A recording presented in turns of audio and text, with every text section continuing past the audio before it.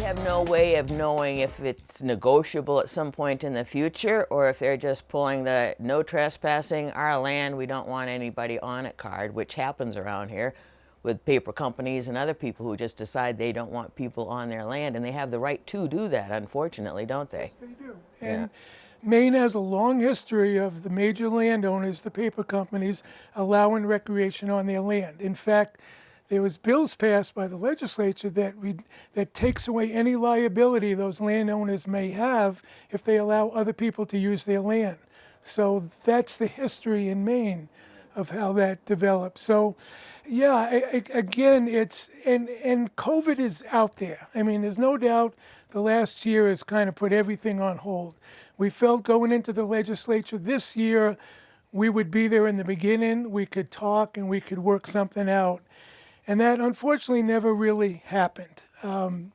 So we are back at square one. Again, I tell people it's their land, respect it. It's not legally posted, but there are no trespassing signs, a couple that are up. And we also have knowledge that they don't want us to use their trails or the trails on their land.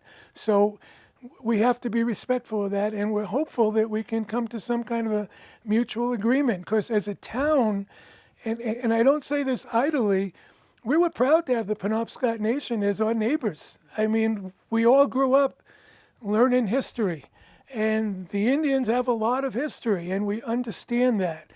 And all we're trying to do is get back to where we were and understand why we are where we are today. And therein lies the problem. Right. And there aren't really too many who actually reside around here, so it's not like they're actually part of our community. Maybe that's part of the problem. They don't feel that they're reaping the benefits of being here, so why should they let us reap the benefits when they get nothing from it? And that's, if that's it, we can work with that. You know, let's talk about that. We have some, I think, very progressive ideas as how they can put this land in trust and get it with the vote of the town and have some mutual agreements. I mean, there's other opportunities available to the tribes that we have researched, but we haven't sat down and had a conversation where we can present that because there hasn't been that type of atmosphere. And again, they're you know, their view of this is much bigger than ours in terms of all the lands in Maine. And we understand that. But again, I go back to the Maine Implementing Act of 1980. It took 8 years to negotiate. And this is trying to be rewritten. Excuse me, it's bug season, even when you're in a screened-in porch. But anyway, it's, you know, we're hopeful. And to date, we have had very little conversation, very little understanding of what we think can happen if we knew exactly what they would like to have happen. Do you think the fact that we're pushing back a little bit on the legal premise, what they want to do with their land, do you think that is antagonizing the situation and they're looking at us as an adversary? I think as a realistic view, yes, I do, because we have been, you know, for instance, I just wrote the ambassador and said it's difficult for me to be one of 3 people that testified at the legislature against this bill, because typically, having been born in the 70s, haven't been blossomed in the 70s, is that we want to right all the wrongs, and I understand that, you know, but this is taking away the rights of the town, which go back to the inception of the state. And so there has to be a balance. And we feel that we have proposals that would allow that balance, but we haven't got there. You know, we haven't been allowed to even present them, and that's been difficult. Their picture is bigger than ours, but I can tell you that the reality of we were all been working on testimony. We've handed in written testimony. We got there 2 weeks ago. We testified. We're all ready for everything to happen.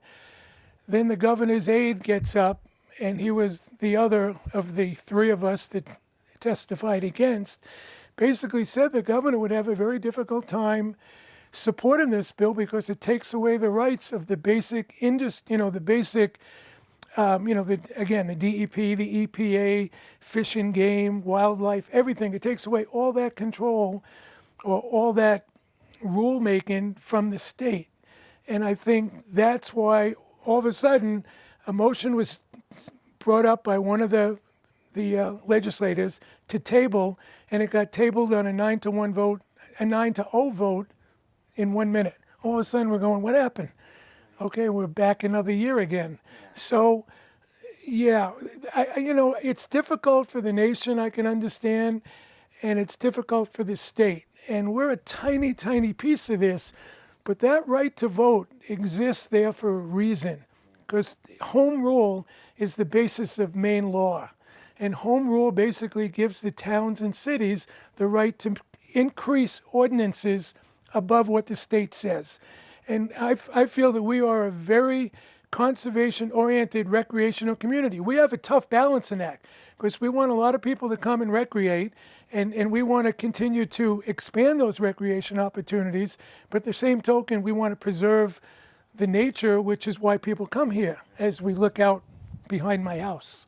The legislature has basically given us 8 months to sit down and talk and get us off the table. We can come up with an agreement that's acceptable to both of us, that is not going to take away the nation's sovereign rights, and at the same token recognize the fact that this land is unique because it's what we call fee land.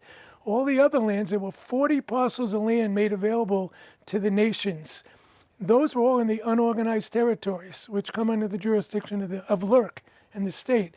We were one of only 2 pieces of land that were fee land that were in an organized town, and thus the reason that the town has the right to vote if the nation wants to put it into trust.